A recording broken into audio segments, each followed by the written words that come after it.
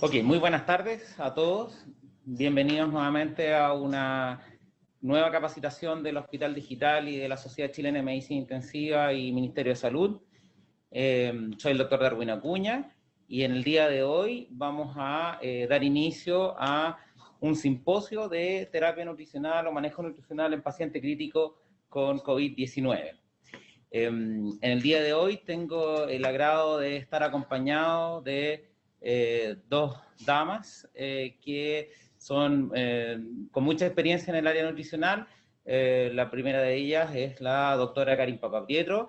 Ella es nutrióloga, especialista en nutrición, es profesora titular de la Universidad de Chile, trabaja en el Hospital Clínico de la Universidad de Chile y además actualmente es presidenta de Achinumet, la Asociación Chilena de Nutrición y Metabolismo de Chile.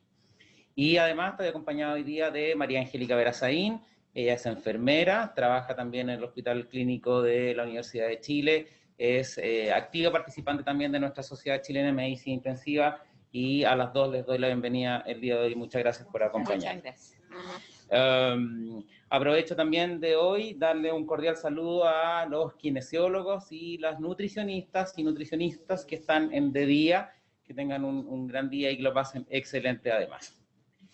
Vamos a dar inicio entonces a este simposio. La idea es que, como siempre, nos acompañen con sus preguntas. Tenemos 3 charlas y durante ellas vamos a ir recibiendo sus inquietudes y las vamos a responder al final en una mini mesa redonda de los 3 participantes. Vamos a partir entonces con la primera charla, que la voy a dar yo. Nuevamente soy el doctor Darwin Acuña, soy jefe técnico de la UCI del Hospital Clínico Mutual de Seguridad y actualmente vicepresidente de la Sociedad Chilena de Medicina Intensiva. El tema que vamos a discutir ahora es terapia nutricional, supuestamente era cómo, cuándo o cómo evaluar. Vamos a tratar de darle un perfil un poquito más en términos de lo que es el manejo más personalizado. Entonces vamos a conversar acerca de un poco aspectos de realidad nutricional de nuestros pacientes críticos, cómo nos vamos acercando hacia una nutrición más personalizada y al final algunas estrategias para una nutrición óptima y ajustada. Esta diapositiva siempre la pongo, me parece súper interesante porque es un estudio que ya tiene hace algunos años, desde el año 2003, es el estudio LAN, donde trataron de saber más o menos cuánto era la incidencia de malnutrición hospitalaria en distintos países de Latinoamérica. En ese año, en un estudio con casi 10.000 pacientes, se vio que había una malnutrición del 50% de los pacientes hospitalizados y una malnutrición severa del 11%. En un estudio más reciente, que fue publicado el año 2019, donde se usan algunos criterios de malnutrición, se trató de estudiar en pacientes críticos cuál era la incidencia de esta y qué repercusiones tenían en aspectos clínicos de los pacientes. Y vemos que en estos criterios que se ocuparon como aporte calórico disminuido, pérdida de peso, pérdida de masa muscular, pérdida de tejido subcutáneo, edema localizado y generalizado y disminución de un test de fuerza de mano para poder evaluar la fuerza muscular, vieron que había un 13% de desnutrición severa entre los pacientes críticos estudiados. Y eso, que fueron 5.600 pacientes, vieron que había una diferencia significativa en estadía en UCI y estadía hospitalaria de estos pacientes, incluso demostrando mostrando el dato de una mortalidad hospitalaria mayor en cuanto a probabilidad de 2.78. O sea, sabemos que en el fondo hay desnutrición en nuestros pacientes y sobre todo en nuestros pacientes críticos también. Ahora, el paciente crítico, ¿cuál es el problema? Que además tiene factores de riesgo de malnutrición solo por ser paciente crítico. En esto está relacionado todo lo que tiene que ver con la gravedad del paciente, que uno lo evalúa habitualmente por score de gravedad, inflamación aguda, inflamación crónica, ayuno crónico acumulado en estos pacientes, ayuno agudo o distintas circunstancias que tienen asociados a pérdidas de peso, la enfermedad previa del paciente. Muchos de ellos están en el tiempo hospitalizados previamente y que también van acumulando una desnutrición en los días en el hospital. En fin, hay una serie de situaciones que hacen que estos pacientes que son críticos tengan mayor riesgo de malnutrición. Si uno le suma además que estos pacientes tienen durante su estadía en la unidad crítica situaciones que están asociadas a inmovilización, sarcopenia y procesos de malnutrición asociados a catabolismo, aumentan aún más sus factores de riesgo de malnutrición. La respuesta metabólica que se genera asociada a la injuria, que puede ser un trauma, que puede ser una sepsis o puede ser una infección tan importante como lo es, por ejemplo, actualmente COVID-19, se asocia a elevado gasto energético, mayor excreción de nitrógeno, movilización de ácidos grasos y triglicéridos, hiperglicemias, acidosis láctica, hipercatabolismo, pérdida de masa muscular. Y como el paciente crítico no es menos, además se suman todo lo que tiene que ver con los distintos hits o injurias que van sufriendo desde el inicio y la hospitalización en la unidad de paciente crítico. Es decir, tenemos un hit inicial, que puede ser, por ejemplo, un trauma, y a eso uno le va sumando la ventilación mecánica, el volumen, las cirugías, las infecciones nosocomiales, que obviamente van generando distintos insultos en estos pacientes que los va alterando y genera aún más lo que nosotros asociamos a la respuesta metabólica, el riesgo de malnutrición. Entonces tenemos paciente crítico, riesgo nutricional aumentado, y este riesgo nutricional se asocia, por supuesto, a mayor mortalidad si no lo manejamos, a una peor recuperación funcional y, por supuesto, a una peor calidad de vida post-UCI, que hemos visto que en la medida que los pacientes van sobreviviendo a las injurias críticas, los pacientes en el tiempo, a mediano o largo plazo, su calidad de vida se va disminuyendo. Entonces, ESPEN, que es la Sociedad de Nutrición y Metabolismo Europea, dice que en todo paciente crítico con estadía mayor a 48 horas debe considerarse en riesgo de malnutrición. Y eso es importante porque debemos considerar el manejo y la evaluación. Y esto uno lo ve porque además el comportamiento de la terapia nutricional en los pacientes críticos se ve alterada durante su estadía. En este estudio que fue comandado por la doctora Papaprieto, que nos acompaña hoy día, que fue publicado el año 2017, que nosotros le llamamos como el Screening Day, es un estudio de prevalencia de la alimentación de los pacientes estando en UCI. Entonces, en este estudio donde se hizo en el día del Screening Day una pregunta acerca de cómo había sido la terapia nutricional los días previos, vemos que el 75% de los pacientes están bajo la meta calórica en el día -1, es decir, además de todo lo que ya hemos conversado acerca de los riesgos nutricionales y además el bajo aporte, digamos, asociado, vemos que los pacientes se alimentan mal los días en que están en la unidad de cuidados intensivos. El déficit proteico asociado también fue bastante importante. Al día -5, o sea, al día 5 de alimentación habían déficits cercanos al 170 gramos de proteínas. Por lo tanto, además vemos que estos pacientes tienen aportes bajos durante su estadía.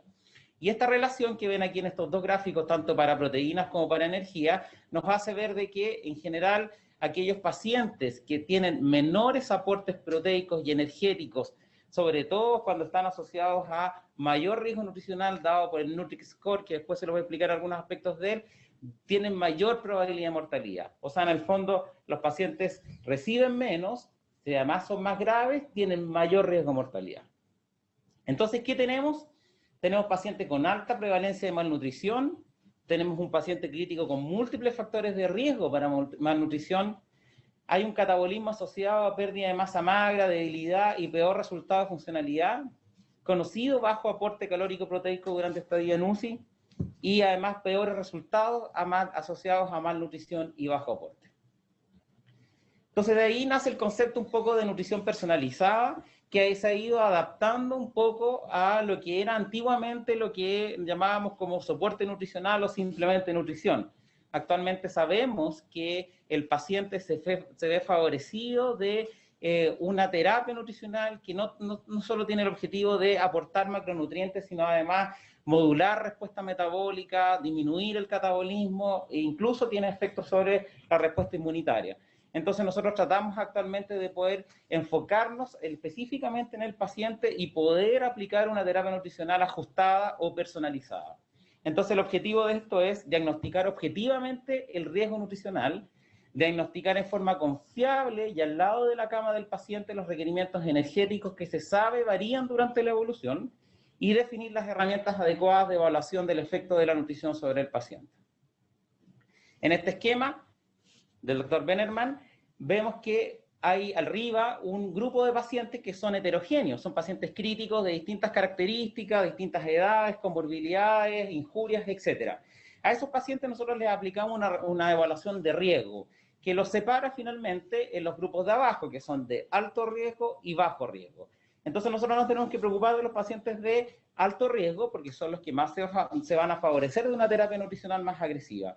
En esos pacientes de alto riesgo, nosotros también tenemos que separarlos del punto de vista de lo que es el fenotipo inflamatorio, la respuesta metabólica y algunas otras cosas como por ejemplo la autofagia, para poder determinar finalmente qué tipo de nutrición individualizada le vamos a hacer dependiendo de sus características. Es decir, tratar de individualizar al paciente y no generalizarlo, es decir, no meter a todos los pacientes en el mismo saco y darles un poco de nutrición y ahí quedarnos tranquilos, sino tratar de identificar qué tipo de paciente es para poder dar una terapia mucho más individualizada. Es así como ESPE también nos dicen que cada paciente que ingresa a la UCI debiera tener una evaluación para poder detectar la malnutrición. Ahora, ¿qué herramientas tenemos para evaluar la malnutrición y el riesgo nutricional? Hay varias, hay algunas herramientas que son de tamizaje, como por ejemplo NRS 2002, hay otras que son una simple entrevista, pero con mucha utilidad, como la evaluación global subjetiva, en términos de detectar cuál es el estado nutricional del paciente al ingreso a la unidad de paciente crítico.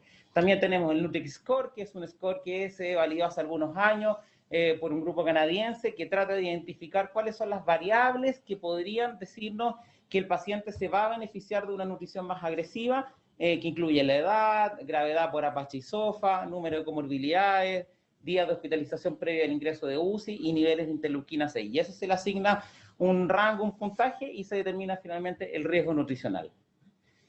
Sin embargo, debemos avanzar en unos aspectos que más allá de score o de números, digamos, en la comprensión de cuáles son los pacientes que se favorecen finalmente de una buena evaluación y un buen approach nutricional.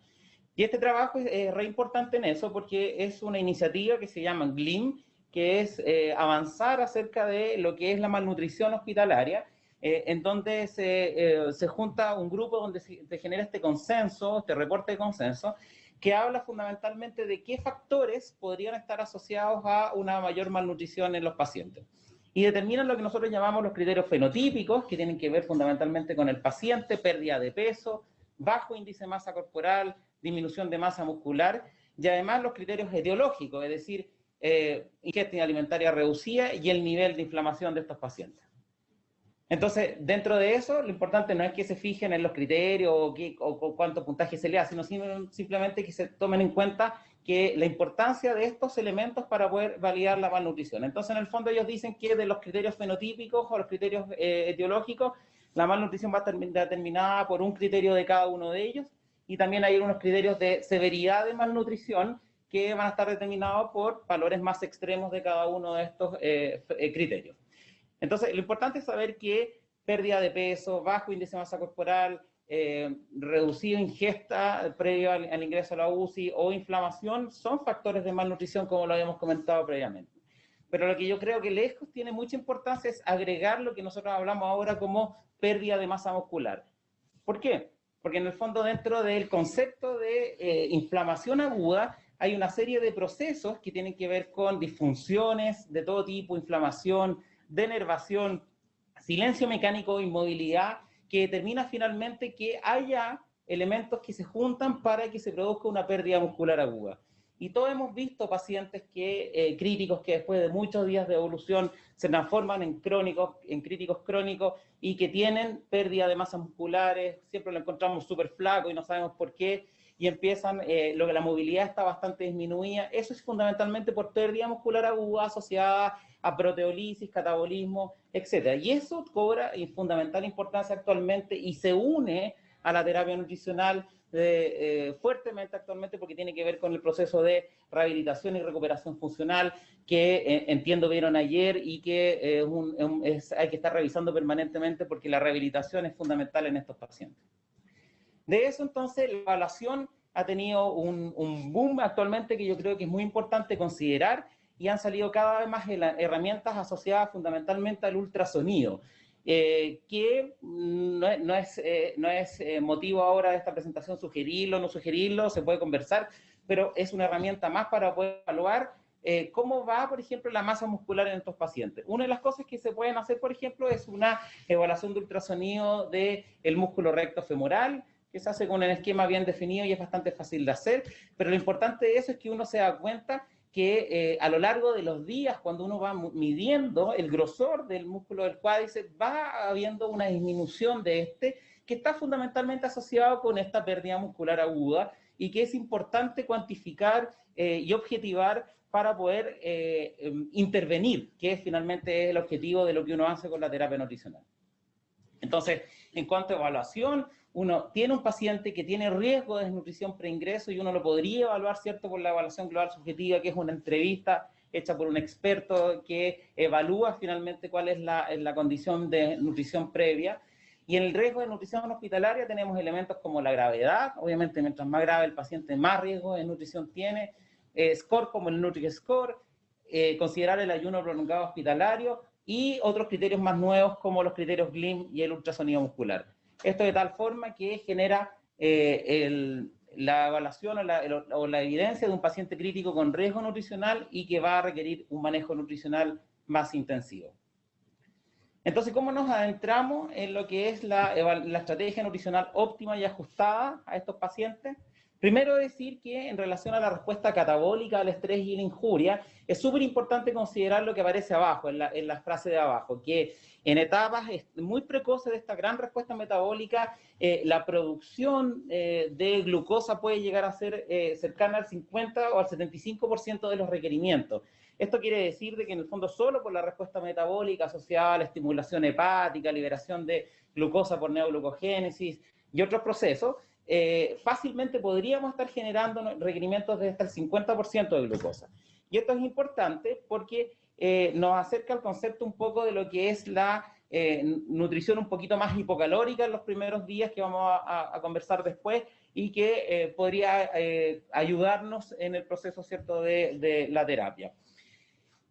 Los requerimientos energéticos que siempre debemos calcular, es importante que ustedes sepan que la calorimetría indirecta, que tiene que ver con la medición de aire expirado fundamentalmente, y que a través del consumo de oxígeno, el consumo de CO2, una fórmula transforma finalmente los datos para poder generar lo que es gasto energético en reposo, nos permite poder obtener de forma mucho más ajustada cuál es el valor de requerimiento energético, es decir, calorías que tiene el paciente día a día.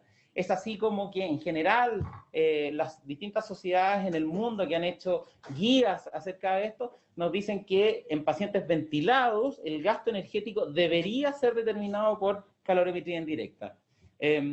Ahora, es súper importante entender que la calorimetría indirecta, por supuesto, no está disponible en la mayoría de nuestras unidades y que hay que tener alternativas para poder hacer el cálculo, pero uno, si piensa en que debiera avanzar hacia la mejor forma de personalizar la nutrición de nuestros pacientes, uno debiera considerar la calorimetría. Los americanos que dicen, Aspen, que la sociedad americana dice, bueno, si usted no tiene calorimetría indirecta, tiene que ocupar una fórmula predictiva que puede ser la que se sugiere ahí, 25 o 30 calorías por kilo de peso de estimación de requerimientos energéticos por día. Ahora, los europeos dicen, bueno, pero si usted va a ocupar estas ecuaciones predictivas, trate de ocupar una dieta hipocalórica. ¿Por qué? Porque las ecuaciones predictivas claramente no son exactas en cuanto a la medición y por lo tanto muchas veces, la mayoría de los casos se pasan o sobreestiman los requerimientos energéticos. Por lo tanto, si usted va a ocupar una fórmula, trate de ocupar menos de lo que le dio y ocupe más o menos el 70% de los requerimientos calóricos, que tiene que ver con un poco también lo que conversamos anteriormente acerca de la liberación endógena de glucosa importante que podría compensar buena parte de las calorías que se requieren en la primera semana. Es así que como dentro de las fórmulas hay muchas, esto es solo una desviación personal, yo ocupo bastante Penn State, pero es una de las tantas fórmulas que se pueden ocupar dentro de los distintos pacientes. ¿Por qué me gusta Penn State? Porque considera algunos parámetros que son más dinámicos, dentro del paciente, como la ventilación minuto, la temperatura máxima, es solo una sugerencia. Ustedes tienen que finalmente definir cuál es la forma que les parece más cómoda de ocupar. Ahora, en términos de requerimientos proteicos, también súper importante, nuestra formulación de la nutrición siempre tiene que estar basada en los requerimientos tanto energéticos y proteicos, y las proteínas han ido adquiriendo cada vez más importancia en lo que es el aporte. Aspen, los americanos dicen, bueno, usted tiene que ocupar más o menos entre 1.2 y 2 gramos por kilo día de proteína, y hacer diferenciación en pacientes que puedan ser muy hipercatabólicos, como grandes quemados o politraumatizados. Los europeos dicen 1.3 gramos por kilo día, podríamos estar ocupando progresivamente. Este es un tema que está claro día más en conversación, hay algunos trabajos andando para poder determinar la dosis más óptima de proteína en nuestros pacientes críticos, pero yo creo particularmente que menos de 1.2, 1.3 gramos por kilo día, sobre todo en pacientes que son muy hiperinflamatorios, con respuesta metabólica montada muy importante, menos de eso me parece que no puede ser.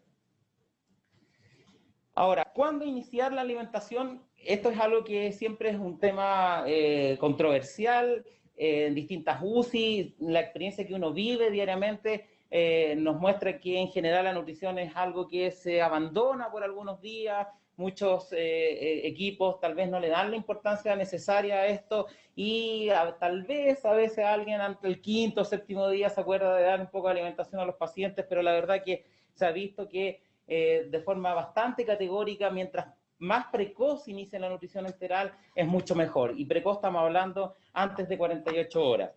Y esto tiene que ver obviamente con cumplir algunas situaciones importantes como estabilidad hemodinámica, adecuada perfusión, etcétera, etcétera, pero en general siempre hay que considerar partir la nutrición enteral, sobre todo en forma precoz. Esto sobre lo que es el concepto de nutrición parenteral. Ahora, esta precocidad no tiene que ver con administrar la dosis total de nutrición en las primeras 48 horas, simplemente iniciar, es decir, iniciar con las características y las cualidades que tiene la nutrición en estos pacientes desde un principio.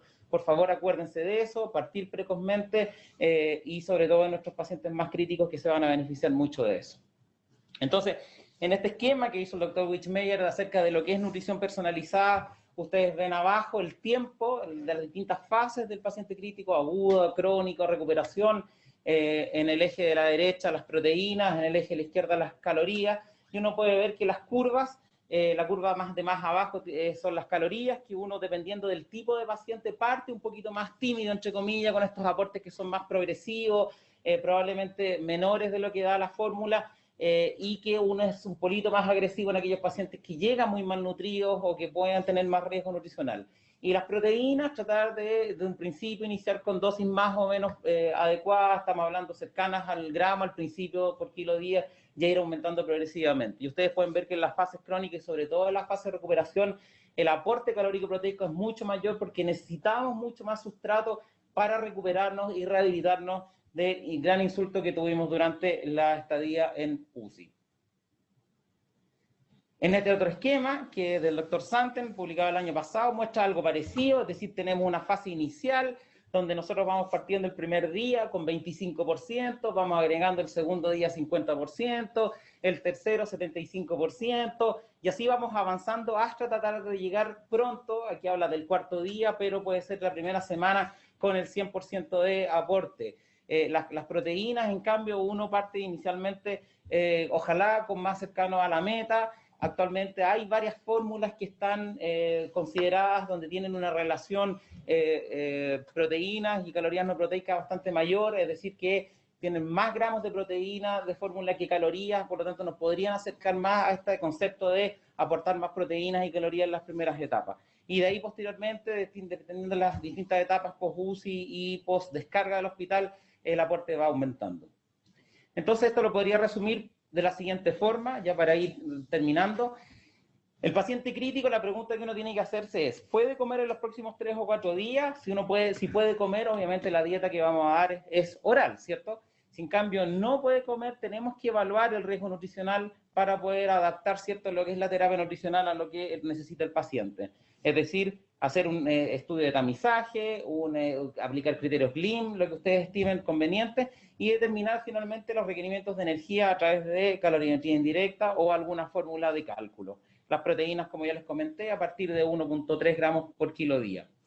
En los primeros 7 días, si usa calorimetría indirecta, aportar el 100% de requerimientos, si usa fórmula, el 70% de los requerimientos. A las 24 48 horas, iniciar esta nutrición, ya sea con nutrición enteral o parenteral, siempre privilegiando la nutrición enteral. Y al día 7, preguntarse si el paciente está cumpliendo metas determinadas por el 80%. Si la respuesta es sí, continuamos el aporte y tratamos de subirnos al 100% lo antes posible de los requerimientos. Y si la respuesta es no, tenemos que considerar suplementar al paciente de tal forma de acercarnos a esta meta y poder llevarlo pronto al 100% a través de, por ejemplo, nutrición parenteral suplementaria, suplementos proteicos enterales, aminoácidos endovenosos, etc. Hay varias también fórmulas actualmente que pueden ayudarnos a suplementar tanto por vía oral o por vía enteral, incluso por endovenosa a nuestros pacientes. Y después de eso, seguimiento de aporte. Pero lo más importante de todo es que una vez que uno echa a andar la terapia nutricional, es muy importante hacer el seguimiento. ¿Por qué? Porque la deuda calórico-proteica también está asociada a mayores complicaciones durante la estadía de los pacientes. Y eso es súper importante, hacer el seguimiento de lo que está pasando con nuestros pacientes. No solo colgarle la botella de nutrición y empezar a gotear algo, sino que tratar de hacer el seguimiento, saber cuánto está recibiendo y intervenir ante la deuda. Entonces, no deje de pasar más de 7 días sin llegar a meta de requerimientos calculados. Optimice el uso de nutrición enteral. Evite las suspensiones innecesarias. No suspenda porque sí, porque alguien dijo que se iba a ir a pabellón, hay que suspenderlo y se pasa 12 horas, 18 horas sin nutrición. No tome decisiones erróneas, por ejemplo, con los residuos gástricos. Agregue suplementos, sea agresivo en eso. Utilice fórmulas especializadas, que cada vez hay más de utilización. Y si a pesar de esfuerzo no se logra meta, ocupe la nutrición parenteral. La nutrición parenteral es muy útil, tiene cada vez más riesgo, bien ocupada, en general anda bastante bien y es un súper buen suplemento en la nutrición.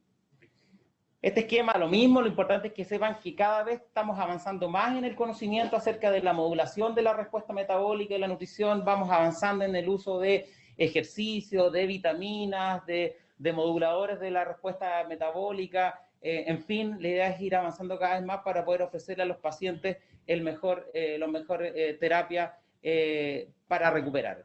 Y esto es importante porque el esquema de el concepto del ABCD del proceso post-UCI de calidad de vida, que tiene que ver con todas las intervenciones que hacemos en nuestra UCI para poder pensar que el paciente se mejore, de tal forma de que lo que dice F y G, aportar adecuada nutrición y aportar ganancia de función y crecimiento muscular, de tal forma de poder ir creando sobrevivientes y no víctimas. Es decir, no podemos empezar a llenar las casas, los hospitales de pacientes que son finalmente víctimas del manejo de UCI, con muy mala recuperación funcional y con muy mal pronóstico en términos de morbo y mortalidad, debido al mal manejo que le hicimos durante nuestro periodo en UCI. Es decir, mejoramos pacientes, pero no los sacamos para poder seguir trabajando y haciendo una recuperación funcional adecuada. Y no olvidar, por lo tanto, los 10 mandamientos de la nutrición en nuestros pacientes críticos, que es nutrir, evitar sobrealimentación, administrar una correcta dosis de proteína, no aplazar el inicio de la nutrición, preferir la vía enteral, considerar la inmunonutrición como una excepción, unir el soporte nutricional con una mejor calidad de vida, revisar metas periódicamente, planificar nutrición a largo plazo y buscar educación continua para mejorar el conocimiento de nuestros pacientes. Eso, muchas gracias. Entonces, dicho esta es la primera charla, vamos a pasar a la segunda, que es ya metiéndole un poco más de lleno a lo que es el objetivo de toda esta educación continua en paciente crítico, que es COVID-19, y para ello voy a invitar entonces a la doctora Papapietro para que nos hable de factores de nutrición específicamente en pacientes con esta patología.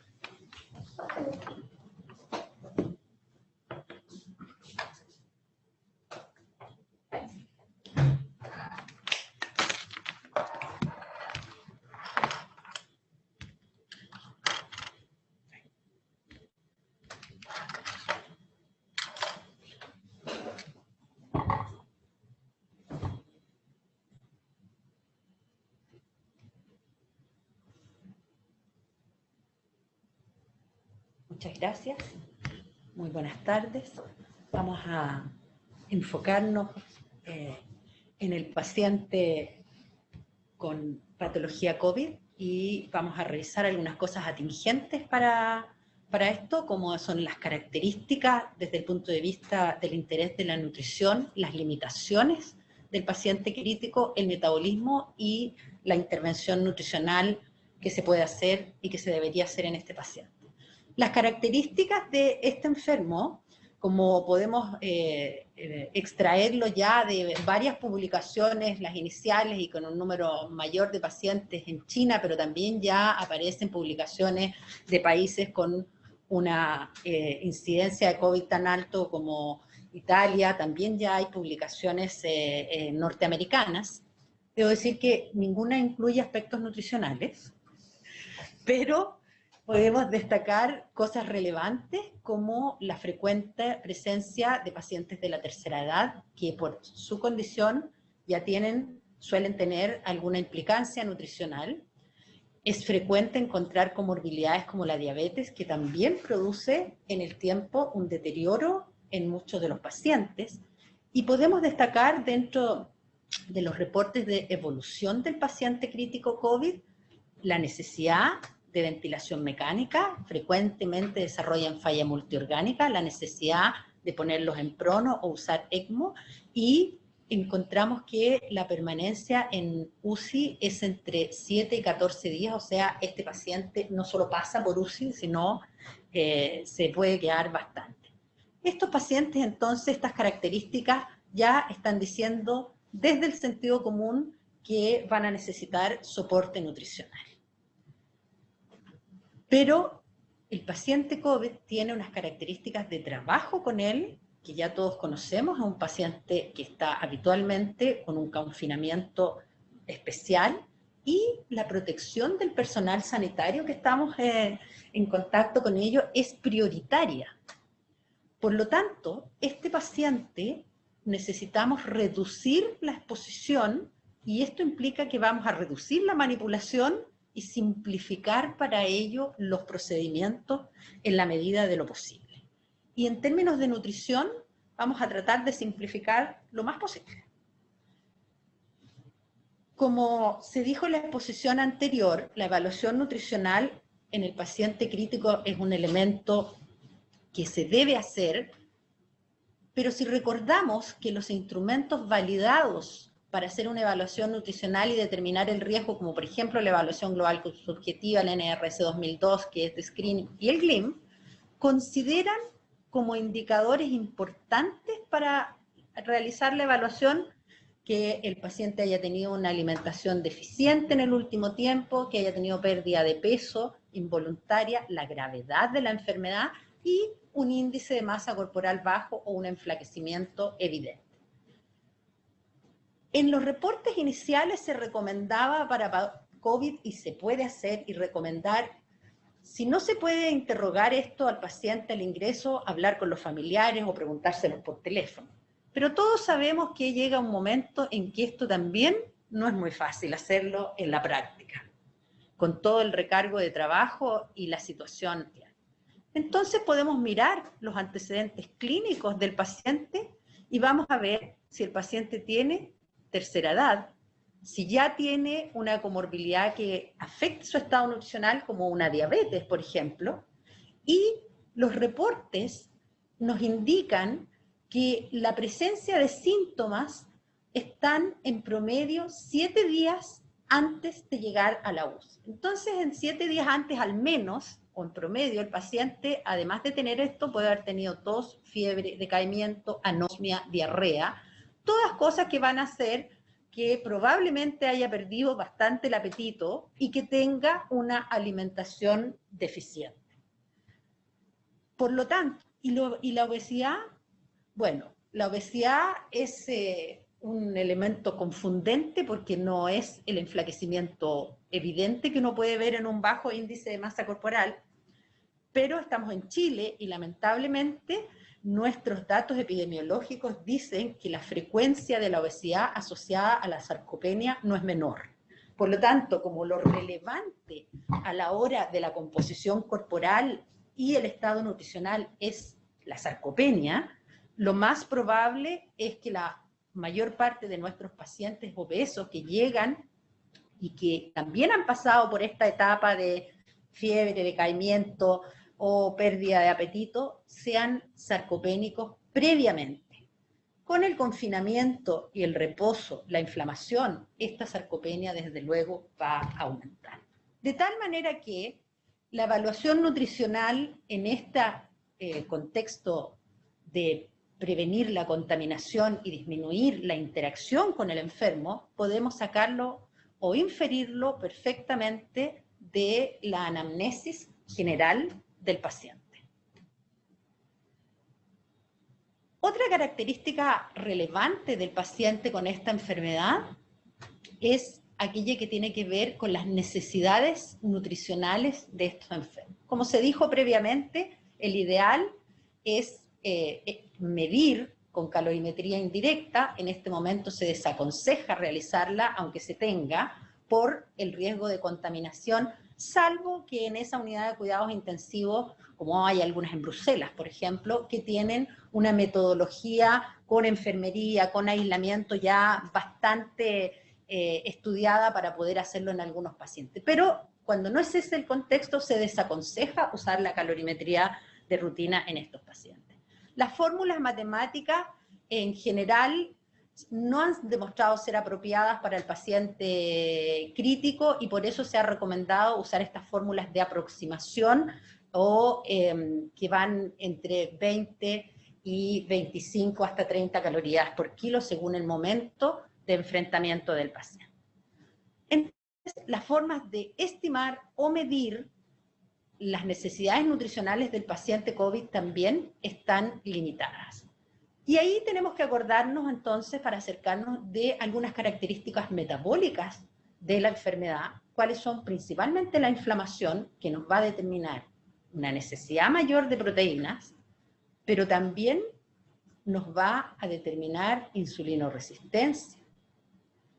Y la baja oxigenación, que es propia de la enfermedad, que va a limitar la capacidad oxidativa de estos pacientes. No nos olvidemos que los hidratos de carbono son los principales sustratos que nosotros aportamos dentro de los nutrientes, y ellos van al ciclo de Krebs, y que está principalmente ubicado en musculatura y en hígado para estos efectos. De tal manera que un paciente suboxigenado, esto se va a sumar a la disminución de la musculatura que tiene el paciente crítico. Y esto va a hacer que las características de estos pacientes sean una mayor necesidad de proteínas, pero una limitación en los sustratos energéticos, principalmente hidratos de carbono y lípidos. Y de allí que vamos a tener que estar atentos a algunas complicaciones asociadas a la intervención nutricional que pueden aparecer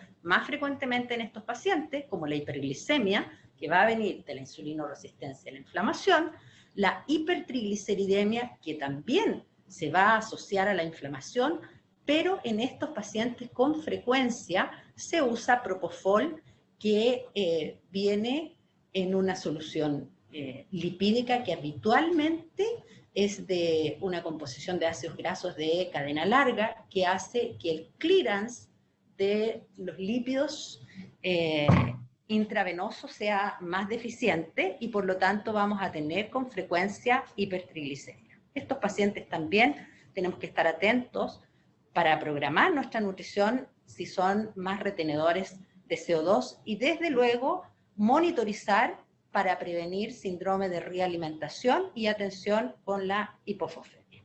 Todas estas características nos dicen que en este paciente tenemos que estar atentos a evitar la sobrecarga metabólica y por lo tanto nuestro aporte calórico va a ser limitado por las características clínicas que va desarrollando este paciente en su evolución. De allí que en forma progresiva la recomendación es partir en los pacientes entre 15 y 20 calorías por kilo durante la primera semana y 1 gramo 2 a 1,5 de proteínas, estando atento a evaluar el riesgo de síndrome de realimentación. Esta es una pandemia con una enfermedad nueva, por lo tanto no tenemos evidencia de tipo A. La medicina basada en la evidencia para esta enfermedad es muy limitada y muchas veces no sabemos qué hay que hacer de la segunda semana hacia adelante. Por lo tanto, basado en las características generales del paciente, nos hemos atrevido a postular y a practicar ir aumentando progresivamente las calorías, pero siempre evitando la sobrecarga metabólica. Y desde luego recordar que en los pacientes obesos se debe usar un peso ajustado, que esto es, habitualmente se puede usar una fórmula, pero lo más práctico es elegir para los pacientes obesos el peso que les correspondería para un índice de masa corporal 25. Otras características que tenemos que tomar en cuenta es a la hora de implementar el soporte nutricional. Ya sabemos que lo necesitan, también sabemos que esto tiene unas limitaciones y ahora, ¿cómo vamos a hacerle llegar el soporte nutricional a estos pacientes? Tenemos pacientes que no están en ventilación mecánica, que están en nuestras unidades de cuidados intensivos y tienen estas características: confinamiento, fiebre, astenia. Y lo más probable es que este paciente tenga anorexia. Y los pacientes que estén en ventilación mecánica no invasiva, uno pregunta, ¿cómo le hacemos ventana para que coma el paciente? Entonces, estas cosas son importantes notarlas y proponer para implementar una estrategia de alimentación en este caso. Y aquí los suplementos orales que vienen en botellitas o en potes, que en nuestro país existen, podemos hacer uso de ellos y es una ayuda. Muchas veces vienen en forma líquida, por lo tanto el paciente lo puede absorber por medio de una bombilla. Otras veces tienen consistencia crema o budín, que hace que el paciente pueda comerlo rápidamente, y finalmente, como son concentrados, nosotros podemos convencer al paciente de que lo consuma a pesar de no sentir hambre. Estos suplementos nutricionales, hay algunas propuestas de que todo paciente COVID en unidad de cuidados intensivos debería recibirlos, y otros que se verifique que el paciente coma menos del 60% del requerimiento. Esto de que se verifique que el paciente otra vez tiene sus problemas, que tiene que ver con la disponibilidad de personal, de tiempo, y estos pacientes no se les puede realizar habitualmente la técnica llamada control de ingesta, que es el registrar efectivamente la cantidad de calorías y proteínas que consumieron, porque normalmente la alimentación de estos pacientes se envía en contenedores desechables. Por lo tanto, el profesional nutricionista, que es el que calcula, traduce los volúmenes a calorías y a proteínas, esto no lo puede hacer porque debe desechar todo lo... De tal manera que yo creo que hay que ingeniárselas para evaluar más o menos si el paciente está comiendo la mitad o menos de la mitad de lo que debería, y si es posible usar los suplementos orales. En el paciente que está en ventilación mecánica se propone de elección la nutrición enteral, y aquí todos están de acuerdo que en COVID se haga usando la sonda nasogástrica para evitar la instrumentación de la sonda nasoyeyunal. Debemos recordar que ya hace mucho tiempo que las guías de paciente crítico para nutrición soportan el uso de sonda nasogástrica más que el uso de sonda nasoyeyunal, ya que se demostró que no había diferencia en el riesgo de aspiración y otras complicaciones asociadas a la sonda nasogástrica derivadas del aporte nutricional. Eso sí, un inicio precoz entre las 24 y las 48 horas y una infusión lenta partiendo con 15 a 20 ml/hora durante los 3 primeros días. Debemos recordar que el objetivo de poner nutrición en la vía digestiva en esta etapa no es para alimentar a los pacientes, sino para mantener las características inmunológicas que tiene el epitelio intestinal y que solo se mantiene cuando está en contacto con nutrientes. Con frecuencia necesitamos que estos pacientes estén en prono, y acá también hay acuerdo en que es factible realizar nutrición enteral en prono mediante una sonda nasogástrica. Es como obvio esto, pero igual es bueno decirlo, que se debe instalar cuando el paciente está en supino. Y ojalá al paciente inclinarlo, faltó el grado ahí, al menos unos 25 grados, lo que se llama un Trendelenburg reverso. El inicio de la velocidad debe ser lenta, pero sin embargo, en la experiencia de nuestro hospital podemos avanzar hasta 65 ml/h de velocidad de infusión, y ya hay reportes de otros países en que han logrado hasta 85 ml/h. La infusión debe ser continua, hay que evitar los bolos en la posición de prono, y siempre tratar de utilizar fórmulas que no sean de mucha densidad para que se verifique un buen vaciamiento gástrico, 1 a 1,5 calorías por ml. Nosotros ocasionalmente hemos usado 2 calorías por ml también, pero la recomendación es al menos partir con esto y no usar fibra, al menos inicialmente. En general se recomienda no usar fibra en el paciente con prono. Lo mismo es posible realizar nutrición enteral en los pacientes que requieran ECMO, y los principios son similares: infusión continua y inicio lento de la velocidad de infusión. Las fórmulas en general para nutrición enteral, fórmulas poliméricas, las más usuales, 1 a 1,5 calorías por ml, también pueden ser las de 2 calorías, pero considerar el uso especialmente de fórmulas que tengan una mayor concentración proteica para evitar aumentar el volumen. En todos los pacientes críticos hay acuerdo que inicialmente no se debería usar fórmulas con fibra. Y después pasamos a las fórmulas especiales. ¿Qué pasa con las fórmulas con arginina? Como dije previamente, no hay medicina basada en la evidencia para esta enfermedad, por lo tanto no podemos contar con ella, pero en la teoría esta es un aporte que podría ser útil. Por lo tanto, se preconiza en algunas publicaciones. Los probióticos, lo mismo, no tienen evidencia de alto nivel, sin embargo se han estudiado, teóricamente son útiles, y se han estudiado en otras virosis, y se ha nominado principalmente a los lactobacillus GG y al plantarum como de utilidad para disminuir la gravedad de estos pacientes. Respecto de los micronutrientes, no se preconiza suplementar la nutrición enteral con micronutrientes específicamente. Hay algunos grupos como el de la doctora Mette Berger, que ella usa en los pacientes críticos en general un cóctel en la primera semana que incluye selenio, zinc y vitamina C. Pero esto es una propuesta, y las guías generales no se ha acogido como una práctica de rutina.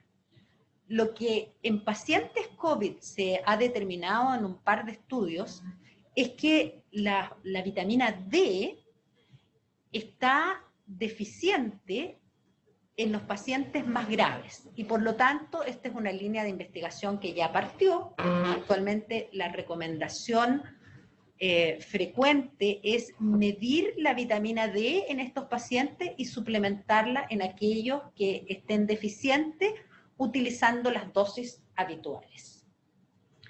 Lo mismo para el omega 3, no contamos con evidencia, pero sería teóricamente útil dado el contexto inflamatorio de esta enfermedad. El tema de control de la nutrición enteral y residuo gástrico. Recordemos que las últimas recomendaciones europeas sitúan el nivel de residuo gástrico para ponerle atención en 500 cc en una medición puntual, abandonando la costumbre de mirar el resumen de las 24 horas. También se empieza a desestimar la utilidad del volumen de residuo gástrico para asociarlo a complicaciones.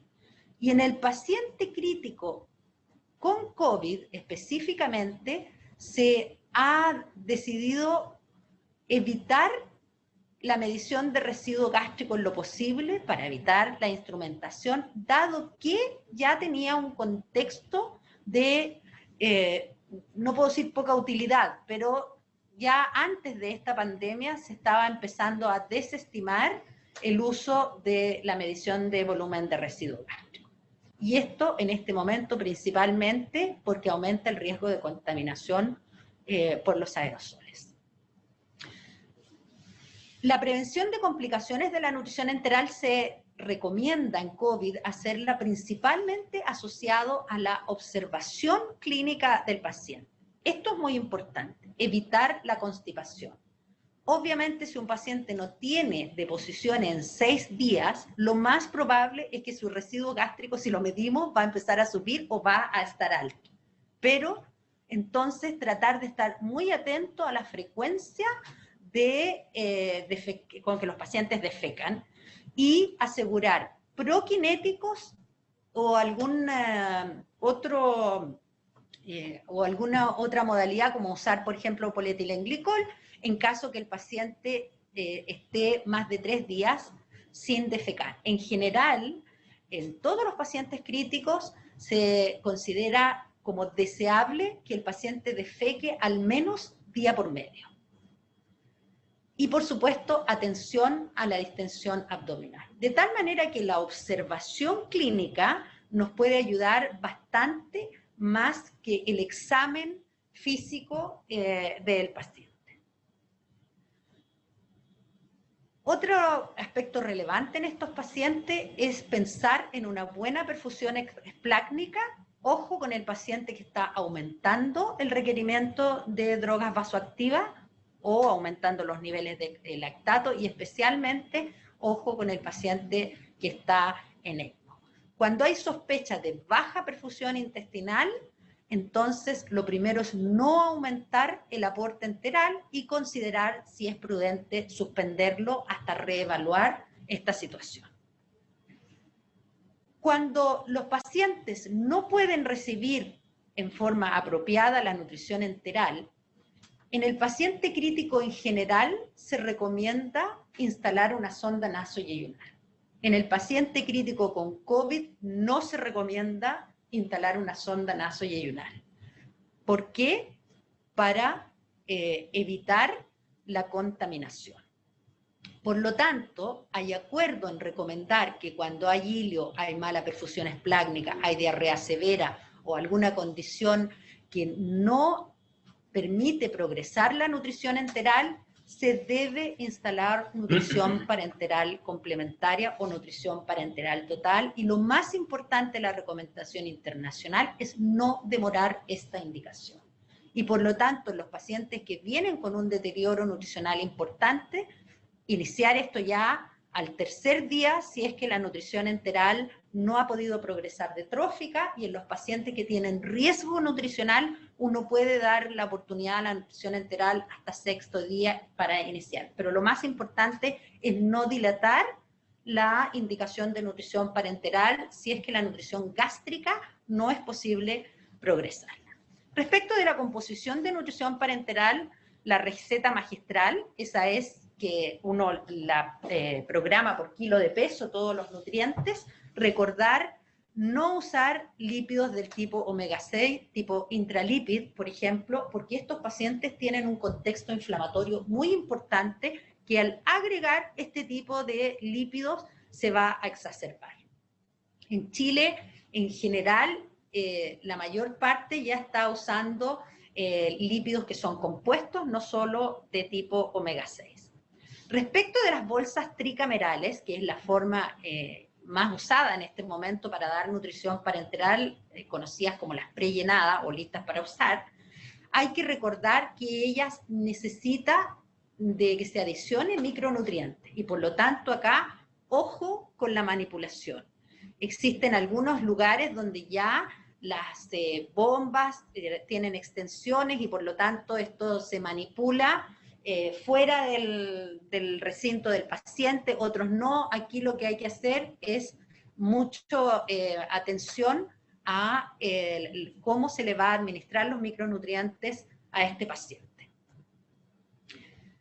En general, en la prescripción de la nutrición parenteral, volver a recordar que hay que evitar la sobrecarga, solo el 80% del requerimiento cuando se está usando nutrición parenteral. El control glicémico debe ser apropiado y deseable entre 140 y 180, evitar la sobrecarga de volumen, monitorizar siempre triglicéridos al menos una vez a la semana. Lo recomendado es niveles menores de 400 miligramos por decilitro, desde luego los electrolitos con especial énfasis en fósforo y en potasio, y recordar monitorizar la función renal, especialmente estos pacientes con frecuencia hacen insuficiencia renal aguda.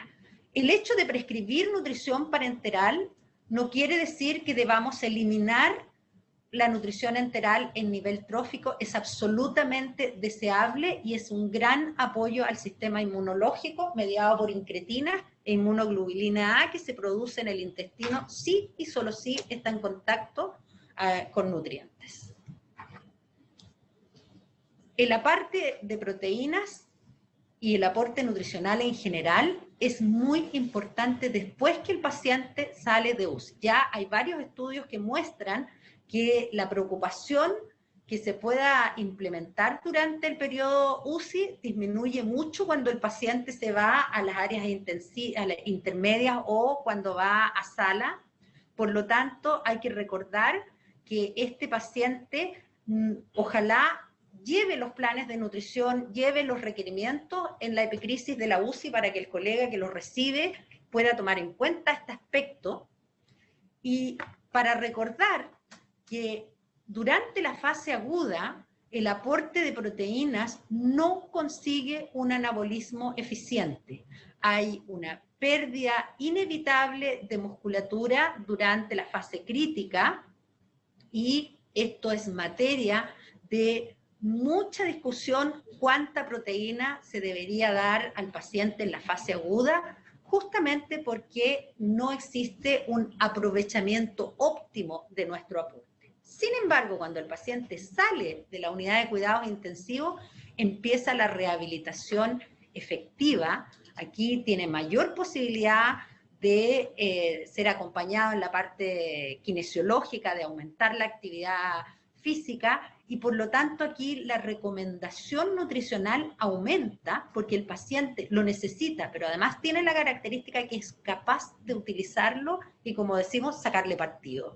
Por lo tanto, 30 a 35 calorías por kilo, 1,5 a 2 gramos de proteína en la fase post-UCI, y como vemos acá, que esto lo va a aprovechar mucho más.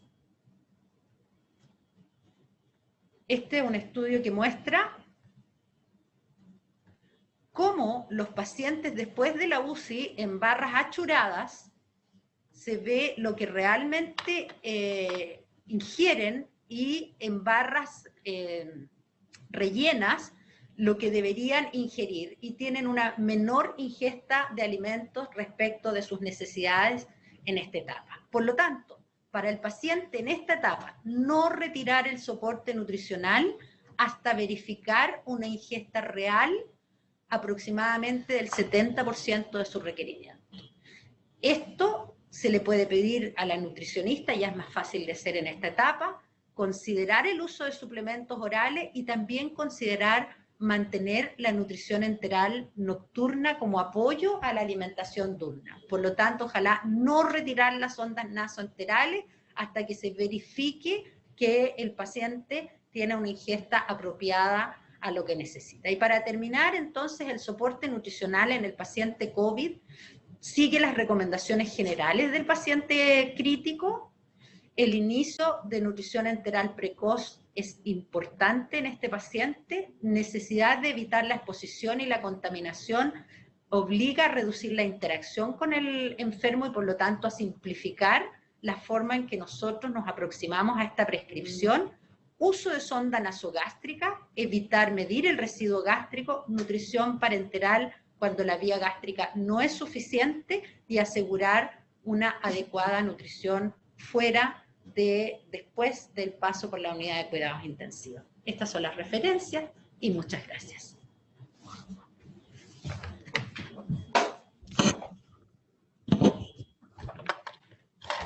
Muchas gracias, doctora Paparito, por la brillante presentación. Les recuerdo que vayan haciendo sus preguntas para la mesa de discusión final de este simposio. Y ahora quiero dejar con ustedes a María Angélica Verazaín, que nos va a comentar acerca de la optimización de la terapia nutricional en situaciones particulares como prono, bloqueo neuromuscular, ventilación no invasiva.